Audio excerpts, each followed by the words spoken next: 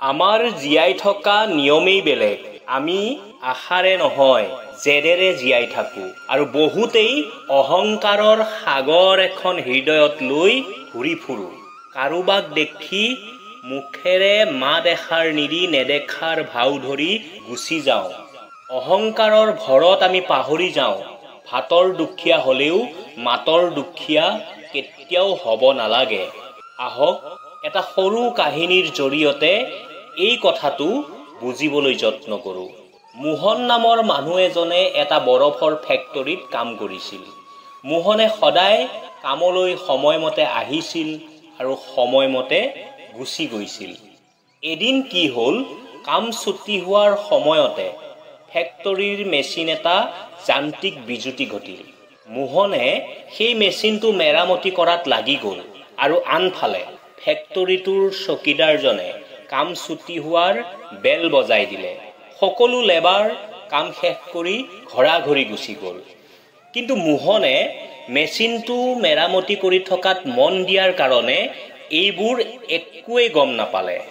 লাহে লাহে আন্ধাৰ হ'বলৈ ধৰিলে। চকীদাৰজনে ফেক্টৰীটো তলা লগাই দিলে। মোহনে ফেক্টৰীটো ভিতৰতে আবদ্ধ হৈ গ'ল আৰু বৰফৰ ঠাণ্ডাত মোহনে কঁপিবলৈ ধৰিলে। লাহে লাহে ঠাণ্ডাৰ প্ৰকোপত মোহনৰ গাত থকা তেজবোৰ বৰফ হোৱাৰ উপক্ৰম হ'ল। মোহনৰ মৰিবলৈ আৰু বেছি সময় নাই। ঠিক তেনেতে ফেক্টৰীটো তলা খোল খালে আৰু চকীদাৰজনৰ হাতত থকা টৰ্চটো পোহৰ মোহনৰ গাত পৰিল আৰু লগে লগে তেওঁ মোহনক ফেক্টৰীটোৰ ভিতৰৰ পৰা উদ্ধাৰ কৰিলে। মোহন ঠাণ্ডাত আধা মৰা হ'ল। অলপ পিছতে মোহনে কিছু সকাহ পালে আৰু তাৰ পিছত চকীদাৰজনক সুধিলে, আপুনি মই ইয়াত থকা বুলি কেনেকৈ গম পালে? তেতিয়া চকীদাৰজনে ক'লে, তুমি যিদিনাৰ পৰা এই ফেক্টৰীত কাম কৰিছা সদায় মোক আহোঁতেও মাত দিয়া আৰু যাওঁতেও মাত দিয়া। কিন্তু আজি তুমি মোক আহোঁতে মাত দিলা কিন্তু যাওঁতে মাত নিদিলা। সেয়ে মোৰ মনত সন্দেহ হ'ল যে কিবা কাৰণত ফেক্টৰীটো ভিতৰতে ৰৈ যোৱা নাইতো। সেয়ে মই চাবলৈ আহিছিলোঁ আৰু তোমাক এই অৱস্থাত পালোঁ। এটা সুন্দৰ আৰু সৰু কাহিনী।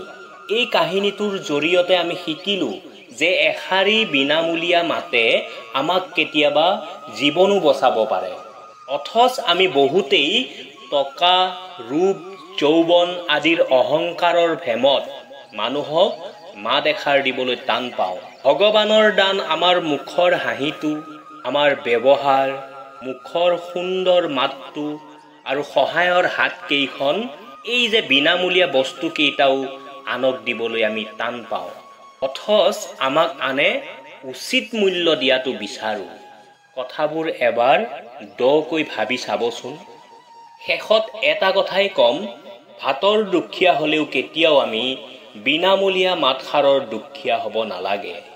কেতিয়াবা এষাৰি মুখৰ মিঠা মাতত আপোনাৰ জীৱন পৰিৱৰ্তন হ'ব পাৰে।